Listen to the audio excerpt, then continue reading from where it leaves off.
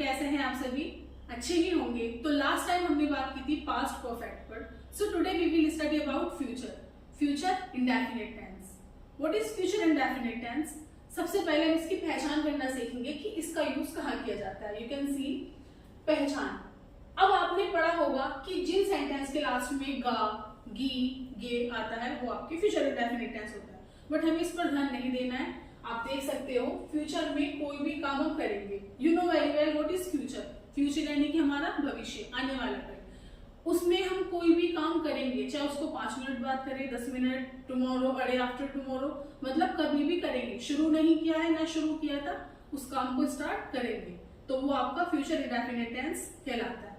बात करते हैं इसकी हेल्पिंग वर्ब की यानी कि टाइम वर्ब की, जिसमें आपका आता है विल एंड सेकंड इज शैल। देखिए आपका जो फर्स्ट पर्सन होता है यानी कि आई और वी को छोड़कर बाकी सभी सब्जेक्ट्स के साथ आपका क्या आएगा? विल आएगा, आई और वी को छोड़कर। बात करते हैं शैल पर। शैल सिर्फ आपका जो फर्स्ट पर्सन होता है यानी कि आई और वी उसके साथ ही आता है।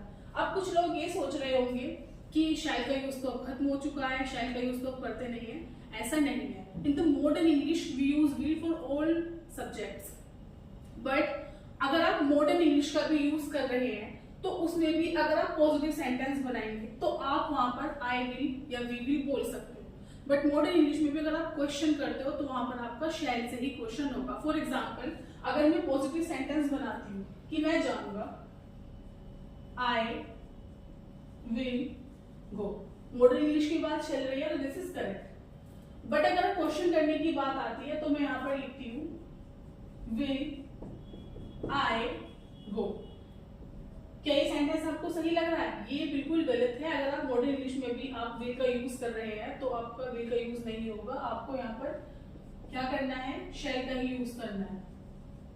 शैल आई गो, बिकॉज मैंने आपको स्टार्टिंग में क्लास भी अपलोड कर रखी है परमिशन वाली, जिसमें हम परमिशन लेते हैं सामने वाले पर्सन से, तो वहां पर शैल का यूज आपको बताया है। मे आई की जगह शैल का यूज भी बताया। मे तो हम स्टार्टिंग से पूछते हुए आ रहे हैं, तो वहां पर आपने शैल और किसका यूज किया? शैल के साथ आई और वी का। तो अगर आप क्वेश्चन करेंगे, बिकॉज यहाँ पर आप परमिशन नहीं ले रहे हैं, तो आप क्या यूज करेंगे? शैल का यूज करेंगे, चाहे वो मॉडर्न इंग्लिश ही क्यों ना हो। बाकी पॉजिटिव में आप स्पोकन आप करते हो तो वहां पर आप विल का यूज करेंगे, बट ग्रामर में ऐसा नहीं है कि शैल को खत्म कर दिया गया है, बिल्कुल भी नहीं है। अच्छा, एक बात और कि इसका अपोजिट भी है, मतलब जैसे आपको मैंने बताया कि आई और वी के साथ शैल आता है, बाकी सभी सब्जेक्ट के साथ आपका क्या आता है? विल आता है। बट ऐसा नहीं है। आप यू या फिर ही, शी, इट, एनी नेम यानी थर्ड पर्सन या सेकंड पर्सन के साथ शैल का भी यूज कर सकते हैं। क्या मैम कैसी बात कर रही है? देखिए आप सही, इसमें कुछ कंडीशंस होती है जहां पर आपको इसका यूज करना है।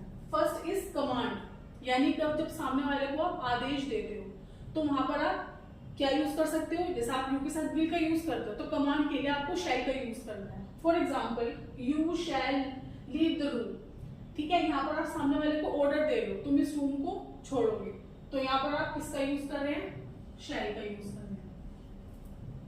सेकेंड इज प्रोमिस, जब हम किसी से वादा करते हैं।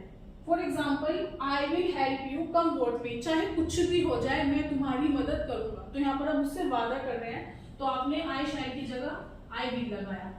जैसे यहाँ पर आपने यू के साथ विल आना चाहिए था, बट आपने शैल लगाया, बिकॉज यहाँ पर आप कमांड दे रहे हो। ऐसे ही यहाँ पर आप आई विल यूज कर रहे हैं क्योंकि आप उससे पक्का वादा कर रहे हैं।